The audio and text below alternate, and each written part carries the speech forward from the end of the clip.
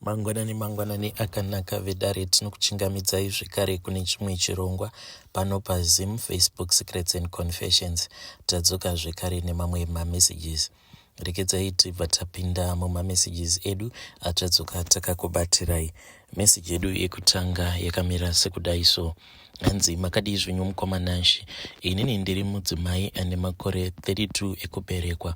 Ndauyawo pano neconfession yangu. Zvekare ndikuda kubatsirawo bhuti avo vane confession yavo iyo yamakaverenga nezuro. So ndakateerera confession yavo ndikabva ndati rekedzai ndinge ndichiuyawo neyanguwo secret iyo yandisati ndamboudza anyone. Mukomanashi, please do not share my number with anyone because this is the first time that I am ever sharing this confession with anyone. Even the best of my sisters, avo vandiri very close navo, hapana kana wandakambogara ndaudza nyaya iyoyi. Inyaya yekuti zvose zvakaitika ndakabva ndangozviudza kuti it is far much better ndinge ndichingozvikipa as a secret.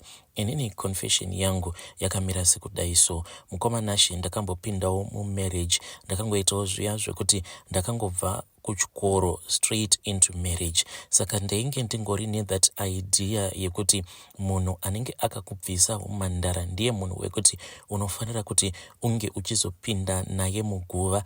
And kana murume akangogara azviziva izvozvo kuti ndo belief yako yauye naye, iyi unoshandiswa mukoma, kushandiswa chaiko. So ndakati ndigere kufirst marriage yangu ikoko, then pane mamwe mashoko akazongotanga kutaurika mushure mekunge ndazvarira murume wangu vana. Mashoko acho akatanga kutaurika mushure mekunge ndabata murume wangu several times aine magirlfriends akasiyana-siyana. Saka ndaiwanzokuti kana paine izvo zvandinenge ndabata ndaibva ndazomhanya ndobva ndazoudza vamwene vangu because ivo vainge vachiita sekunge vanondidisisa vamwene vangu ivavo.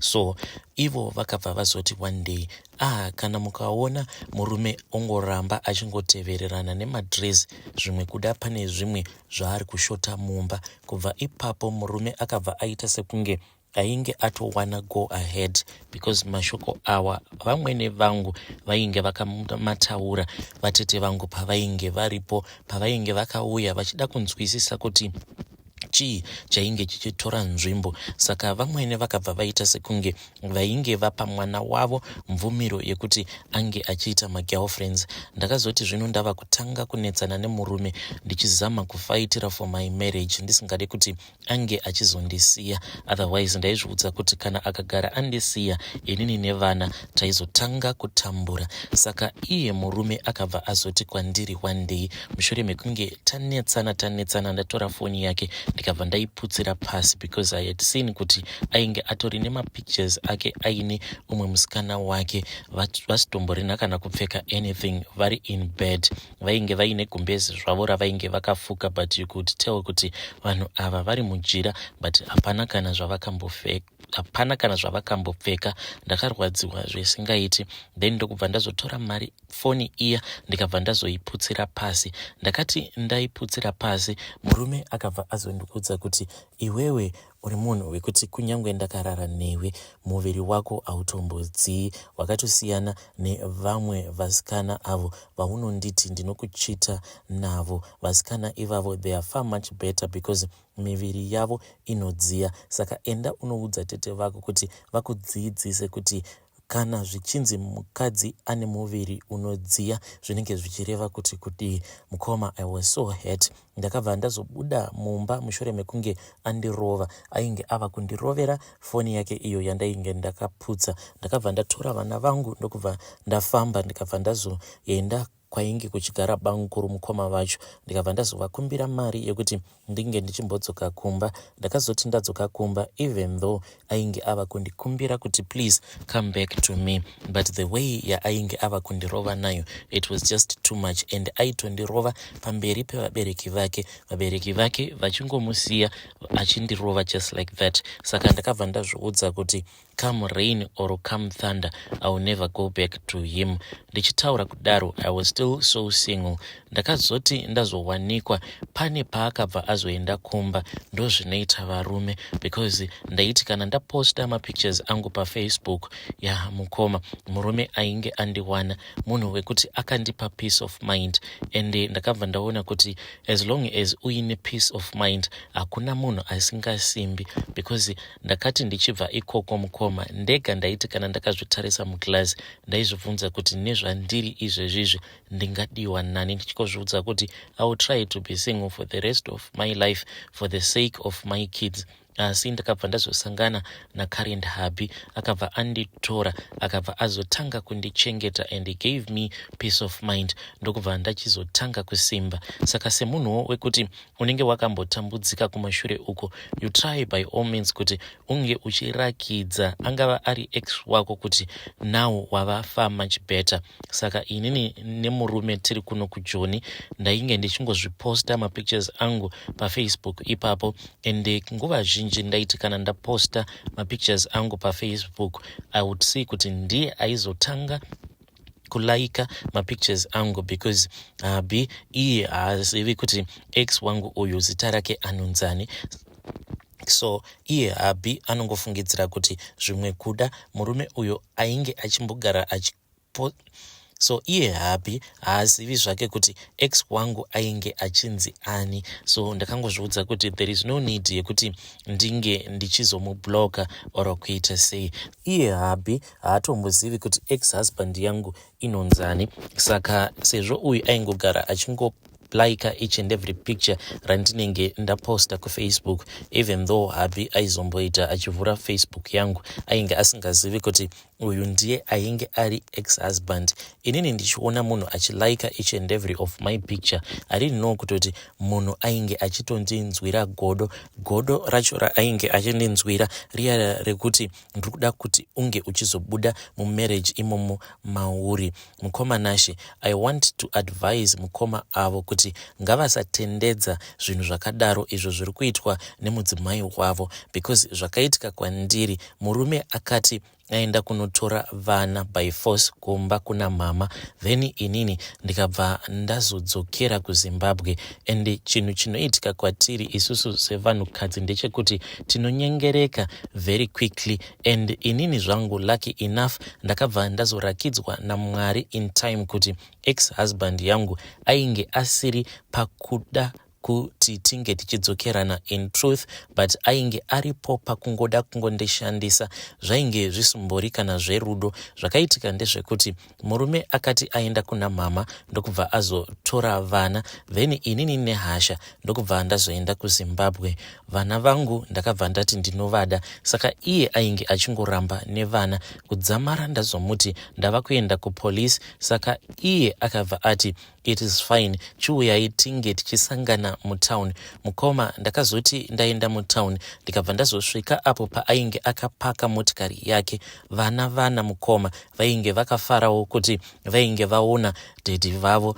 Iye akabva ati chipindai kamumotikari tingofadza vana ka1, because vana they were so excited. So out of love yekungoda kuti vana vange vachifara sezvo vainge vaona baba naamai vavo vari panzvimbo 1, ndakabva ndazopinda mumotikari muya iye nekungwarisa akabva ati tadii tangoenda nevana ava out sezvo it is still early. So ndakabva ndati it is fine. Iye akabva azodriver, takazoti tasvika kuya kurestaurant kunodya, then vana vakabva vazoenda kwavo nekuti parestaurant pacho paakaenda painge paine kids area. Vana vakati vachitamba, iye ndokubva atanga kundidembera achindiudza kuti ainge anzwa nekuhurirwa nemukadzi uyo ainge ambori musikana wake uyo waainge akatora mushure mekunge andidzinga pamba pavo.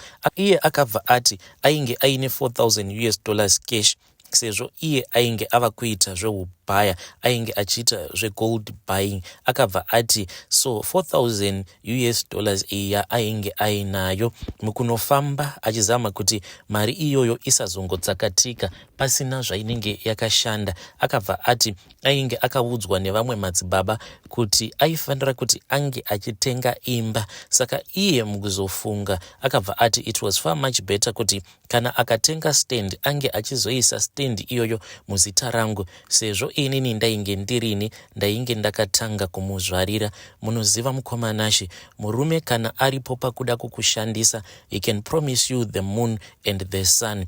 Ende vakadzi takati pusei so, because achitaura kudaro I had totally forgotten already kuti uyu ndiye munhu ainge achindikudza kuti kana chikapa chaicho handichigoni, mushure mekunge asangana nemusikana uyo wacho waainge ava kucomplaina nawo kuti ainge ava kumuhurira. Ende iye ainge achiti kana ndikatanga kucomplaina ndichimuudza kuti ainge achindirwadzisa nyazvose izvo zvaainge achindiitira zvekundihurira nekundikudza mashoko ainge achindirwadza, aibva angoti saka baya sha kana waneta, ndo zvaainge achiita, aingoti baya sha. Ende aiti kana ati baya sha aibva ati kwauri kuenda kumberi ikoko uchasvikawo uzongonodzidziswawo ikoko kwauri kuenda chikapa. In that moment mukoma, zvese zviya zvekuti pane umwe murume uyo ainge akandiwana ndiri mukati depression, I chose to forget him because of the fake promises idzo dzandainge ndava kupiwa ne-first husband yangu uyo wandainge ndiinaye. In that moment ndakanyengererwa mai mwana zvekuti munhu aiti kana ndiri kumba paya, because he was the one who started telling me kuti please usadzokera kujoni tisati tapedza kuronga. I want us to plan about this issue yekuti stand tinofanira kuti usati wadzokera kujoni tinge tichizotenga stand yedu. Aindinyengerera zvekuti ndega mukoma ndainzwa kuti ya panapa I am being loved. And aiti kana achindinyengerera kudaro aibva ati handingatadzi kukunyengerera because iwewe ndiwe munhu wandakatanga kubvisa umhandara hwake, and I know kuti you love me a lot, and inini I am the one who wronged you. Please let us try all that we can so that vana vedu vange vachizokura vabereki vavo vari panzvimbo imwe chete. So ndichinyengererwa kudaro mukoma, dzimwe nguva aikwanisa kundifonera because at that time ainge achiita zvekunotenga gold racho kumazowe uko. Aibva azondifonera achinditi I am coming kwamuri vahosi, ndinoda kukubatisai mari yekuti munge muchizosiya matenga stand no strings attached. Otherwise kana mukaenda kujoni inini ndisina kutenga stand iyi, mari iyi inosvika pakudyiwa yose nehure randigere naro mumba.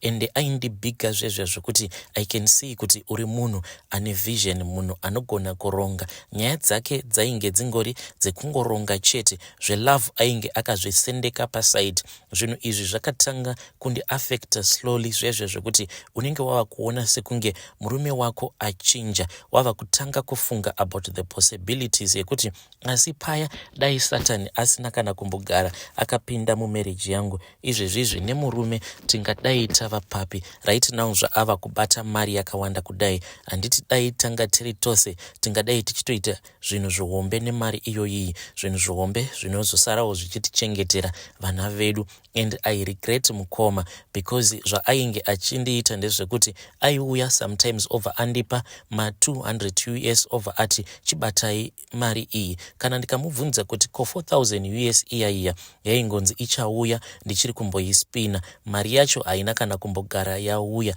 yacho yandaifanira kuti ndinge ndichizotenga nayo stand. Apa kana ari my husband uyo wandainge ndakasiya kuSouth Africa, ndainge ndichingompa ma-excuses ekuti I will come ndichiri kuda kumboona vana. Ex-husband aiti kana auya netuma goodies twevana aingouya huri husiku, aisauya masikati. Then pakuzonogamuchira tukuma goodies tuya twaanenge atengera vana over ati pinda kamumotikari just for a minute. Then ndaizoti kana ndapinda mumotikari muya ndaiti kana ndamubvunza kuti zvino zvaugere kuno ko mudzimai anani, munhu aibva azotanga kuchema achibuditsa misodzi kusvika ndazotanga kumunzwira tsitsi. Then mukoma ndikabva ndazotanga kuzvitongesa kuti what should I do? Should I go back to my ex. With time mukoma takabva tazotanga kurara tose inini ne-ex-husband again ndokubva ndazodzokera zvangu kujoni kumy current husband. So semunhu ainge ava kungofunga about her first marriage, the man uyo ainge akanditora mukoma, my current husband akanditora akasangana neni ndiri pakati pedepression, and iye akabva ati he wanted to show me kuti out there kune vamwe varume vanogona kupa munhukadzi rudo rwemhando yepamusoro. Akanditora mukoma, ndainge ndakaita stick mabondo because of the stress that I was going through.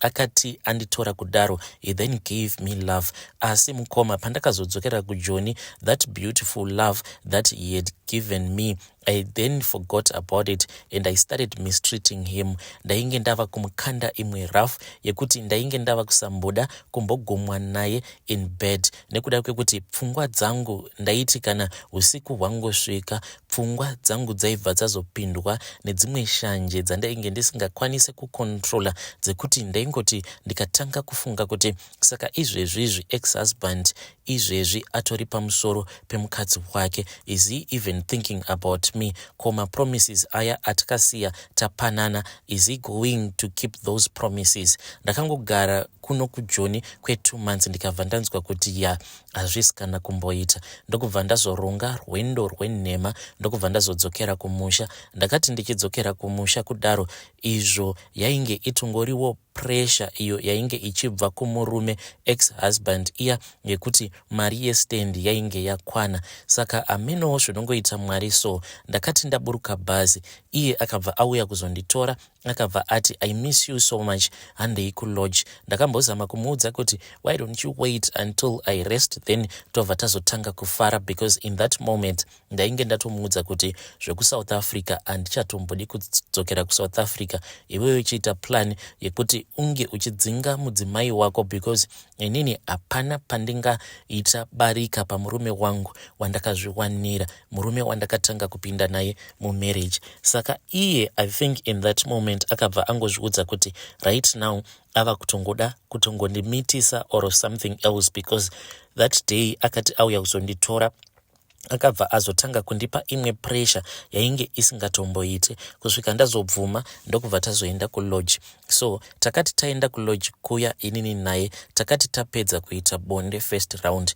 ndokubva ndafa nehope, hope dziya dzemunhu ainge akarara mubhazi. Saka ex uyu akabva azokanganwa kuclear machats, because I think akangozviudza kuti sezvo munhu uyu akafa nehope kudai, maybe he thought kuti there was no need, kana kuti akati achitaura here nevanhu vake ndokubva azongobatirwawo nehope.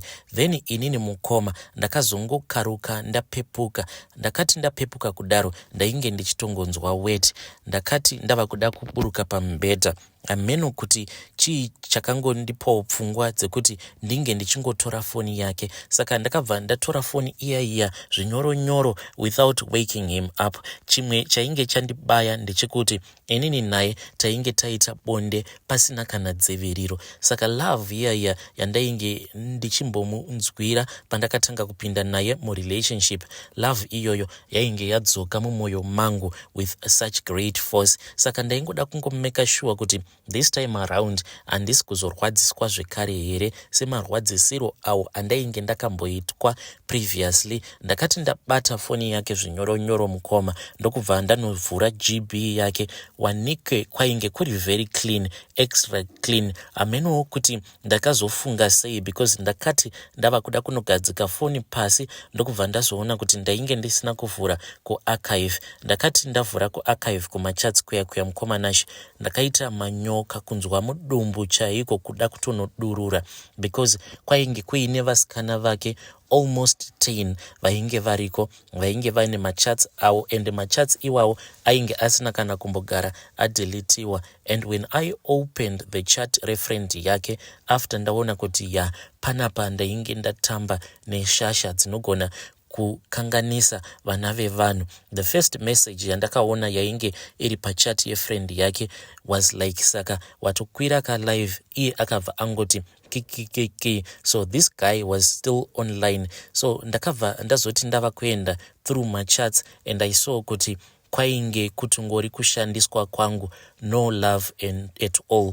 Ndaiti paya pandainge ndiri kujoni kana ndikamutumira mapictures, they would actually send each other the pictures iwawo avo andinenge ndamutumidzira, then they would start laughing kuti saka iye akadhakwa brain, kana kuri kunzi anofunga kuti iwewo urimbwa yekuti inorutsa marutsi ayo yobva yazotanga futi kunanzva kudya marutsi ayo.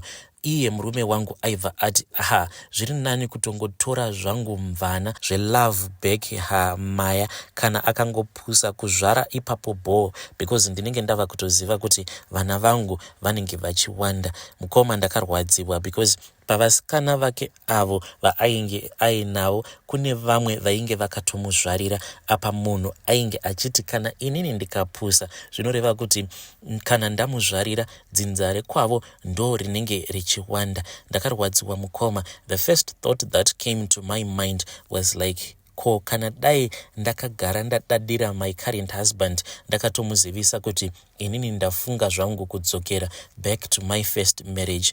Ndakabva ndamumutsa, then ndokubva ndamurakidza matext message aya. Iye akabva atanga kukumbira ruregerero, akabva ati it was the work of the devil. Satani ndiye ainge asingade kuti iye ange achikwanisa kuzodzokerana neni, and he was willing kuti ange achiramba magirlfriends ake ose. Asi still mukoma ndakarwadziwa. Munoziva ndakachema kuridza mmere, kuchema kwekuti ndaita sekunge munhu afirwa nemwana wake, because the pain was just too much, because ndaichema ndichitanga kuzvibvunza kuti munhu uyu ndakamuda ndikabva ndaroorwa naye akabva azondirwadzisa, and andirwadzisa kudaro ndabuda mumarriage macho. It took me years kuti ndinge ndichimuburitsa mumwoyo mangu. Paya pandainge ndava kuti God has blessed me with a very faithful husband, ndokubva munhu uyu azodzoka zvekare in my life. Ndakachema kuridza mmere. I think kuti vanhu vainge vari mumarooms mamwe ainge ari padhuze nesu ikoko kwacho kwatainge tiri kumabookings, maybe vakatofunga kuti ameno zviri kuitika. Ndakachema mukoma, asi ndakangoti ndapukuta misodzi ndikabva ndaenda kumba, ndikabva ndazviudza kuti I have learned a great lesson yekuti kwawakabva unenge watobva. Don't ever look back. Don't ever think kuti kwawakabva kune something chinenge chiri good for you, because if there was anything good for you, zvinhu izvozvo ungadai wakasangana nazvo uchiriko ikoko. Kubva ikoko kwaunenge wakabva, it is because it was not your place. If it was your place, you could be still there. So be happy with what you have. Ndo shoko rangu iroro mukoma rekuti just be happy with what you have. Otherwise kana ukada kuita uchicheuka unogumisidzira wazoshandiswa.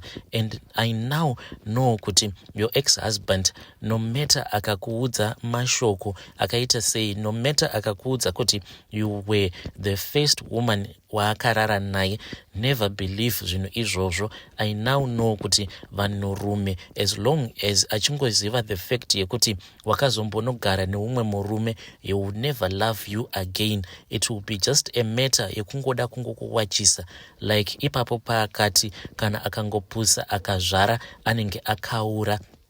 I then understood kuti ndozva ainge achingoda kungoita izvozvo zvekuti pose paanenge ava kuzondiona anenge achingozviudza kuti nyangwe mukadada, but ndakakupusisa ndikakuzvarisa zvekare mushure mekunge waroorwa neumwe murume. So ndo shungu dzavo dzavanenge vainadzo vana ex vedu ava, but at least inini zvangu Mwari vakabva vazondirakidza pachiri padhuze. Ndakazodzoka hangu kumurume, and I am now a good girl. Ndakabva ndagadzirisa mistakes angu. Baba vandigere navo ndinovadisisa, even though ndakambovachita. Ivo zvavo havazvizivi kuti ndakambovachita.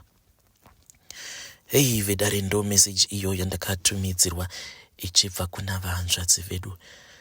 Hey, zvakangoma hazvo vedu we, anzi ndakambopotsa ndapusiswa ne ex-husband yangu. Please let us talk about this issue in the comment section.